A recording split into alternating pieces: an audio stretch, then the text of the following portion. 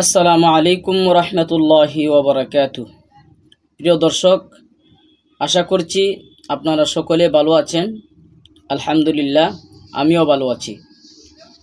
আজকের ভিডিওতে আলোচনা করব ঈদগাম সম্পর্কে। ঈদগাম অর্থ কী, ঈদগাম কত প্রকার ও কী কী, প্রত্যেক প্রকারের সংজ্ঞা এবং হরফ উদাহরণ সহ আপনাদের সাথে আলোচনা করব। আলোচনায় যাওয়ার আগে আপনাদেরকে একটা মেসেজ দিতে চাই। আমার উক্ত চ্যানেলের মাধ্যমে প্রতিদিন আমি কোরআন শিক্ষা ক্লাস করে থাকি এবং তাজবিদের বিষয়ে এবং কোরআনের বিভিন্ন সূরা যেগুলো আমাদের নিত্য দিন প্রয়োজন, নামাজের মধ্যে পড়তে গেলে যে যে ছোটো ছোটো সূরাগুলো লাগে, ওই সূরাগুলো আপনাদেরকে লং ভিডিওর মাধ্যমে শিক্ষা দিয়ে থাকি। আপনারা সকলেই চ্যানেলটা সাবস্ক্রাইব করে পাশে থাকবেন।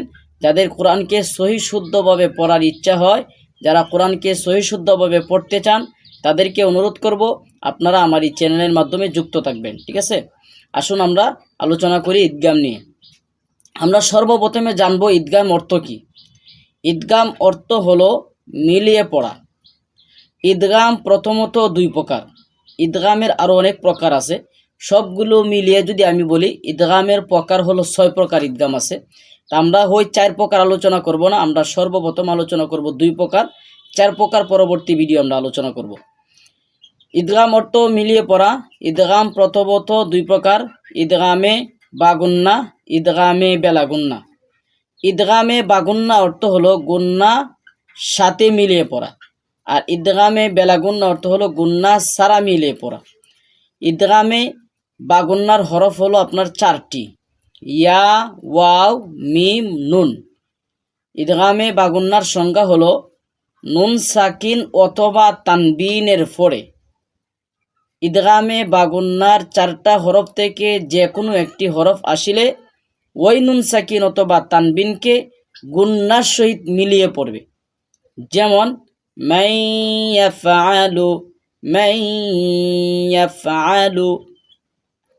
ঈদগামে বেলাগুন্নার হরফ হলো 2টি, লাম, র।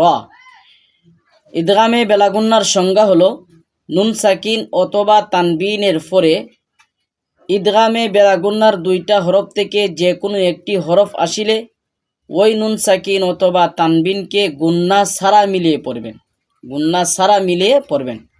যেমন মির রব্বিহিম, মিল্লাদুনহু। এই যে আমরা পাইলাম যে ঈদগামে বাগুন্না কাকে বলে, ঈদগামে বেলাগুন্না কাকে বলে, ঈদগাম কাকে বলে। ঈদগাম প্রথমত 2 প্রকার আমরা পাইলাম। এখন আমাদের যে জানা উচিত, এই যে আমরা পড়েছি যে গুন্নার সহিত মিলিয়ে পড়তে হবে। গুন্না বলতে কি? গুন্না বলতে হলে গিয়ে আপনার নাকের ভিতরে একটু লুকিয়ে পড়া। আপনি যখন একটা হরফকে, একটা শব্দকে যখন নাকের ভিতরে লুকিয়ে পড়বেন, তখন গুন্নাটা উচ্চারণ হবে। এখন আপনাকে গুন্না করতে হলে যেখানে আপনি এদগাম গুন্নাটা আদায় করবেন, ওই এদগাম গুন্নাটা আদায় করার সময় আপনাকে এক আলিফ লম্বা করতে হবে। আপনি যদি এদগাম গুন্না আদায় করার সময় এক আলিফ লম্বা না করেন, তাহলে আপনার গুন্নাটাই আদায় হবে না, শুদ্ধভাবে আপনার গুন্নাটাই আদায় হবে না। এই জন্য গুন্না আদায় করার সময় আমাদের এক আলিফ লম্বা করা উচিত। এই হলো আজকে ঈদগামের আলোচনা। ইনশাল্লাহ পরবর্তী ভিডিওতে ঈদগামের যে সর্বমোট যত প্রকার আছে 6 প্রকার নিয়ে আলোচনা করব।